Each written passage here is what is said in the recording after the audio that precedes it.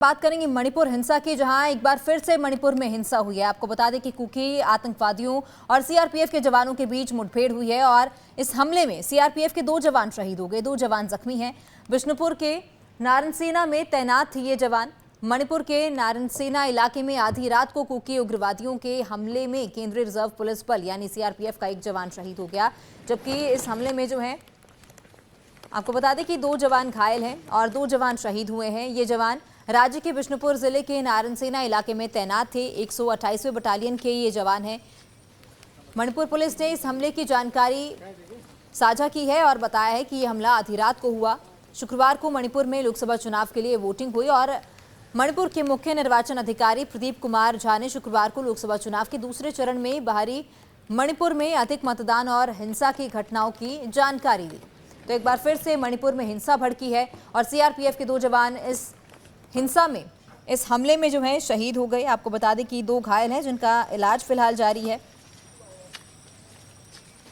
तो मणिपुर में एक बार फिर से हिंसा भड़की है जिसमें 2 सीआरपीएफ के जवान शहीद हो गए। बात करेंगे मणिपुर हिंसा की, जहां एक बार फिर से मणिपुर में हिंसा हुई है। आपको बता दें कि कुकी आतंकवादियों और सीआरपीएफ के जवानों के बीच मुठभेड़ हुई है और इस हमले में सीआरपीएफ के 2 जवान शहीद हो गए, 2 जवान जख्मी हैं।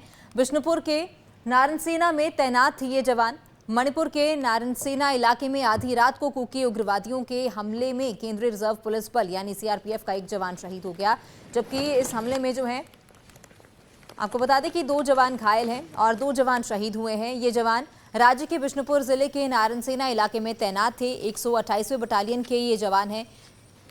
मणिपुर पुलिस ने इस हमले की जानकारी साझा की है और बताया है कि ये हमला आधी रात को हुआ। शुक्रवार को मणिपुर में लोकसभा चुनाव के लिए वोटिंग हुई और मणिपुर के मुख्य निर्वाचन अधिकारी प्रदीप कुमार झा ने शुक्रवार को लोकसभा चुनाव के दूसरे चरण में बाहरी मणिपुर में अधिक मतदान और हिंसा की घटनाओं की जानकारी दी। तो एक बार फिर से मणिपुर में हिंसा भड़की है और सीआरपीएफ के 2 जवान इस हिंसा में, इस हमले में जो है शहीद हो गए। आपको बता दें कि 2 घायल हैं जिनका इलाज फिलहाल जारी है।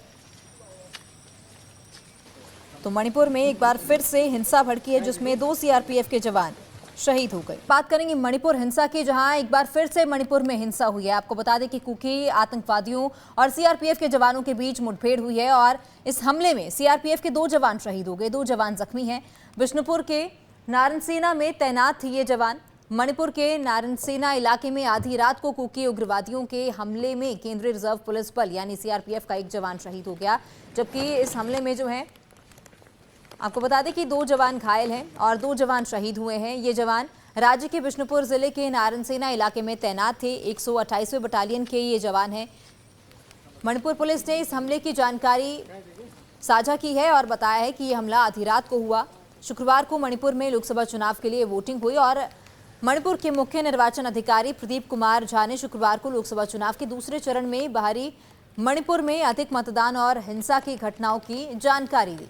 तो एक बार फिर से मणिपुर में हिंसा भड़की है और सीआरपीएफ के 2 जवान इस हिंसा में, इस हमले में जो है शहीद हो गए। आपको बता दें कि 2 घायल हैं जिनका इलाज फिलहाल जारी है।